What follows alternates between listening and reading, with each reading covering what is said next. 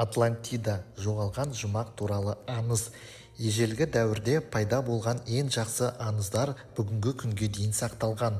Олардың көпшілігі әлі күнге дейін өзінің сұлулығымен және шынайылығымен авантюристерді баурап алады. Атлантида тарихы ежелгі уақытта тұрғындары көптеген ғылымдар бойынша керемет биіктіктерге жеткен арал болғанын болжайды.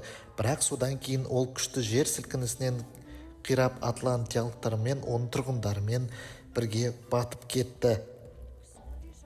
Атлантида туралы әңгіме үшін ежелгі гректің ұлы ойшылы Платон мен бірдей құрметті тарихшы Геродотқа алғыс айту керек. Ежелгі Грецияның осы көрнекті ғалымдардың көзі тірісінде бір қызық аңыз елең еткізді. Ол біздің күндерімізде де өзектілігін жоғалтқан жоқ. Мыңдаған жылдар бұрын суға батқан ғажайып арал күні бүгінге дейін іздестірілуде. Атлантида туралы аңыз ақиқат болып шықса,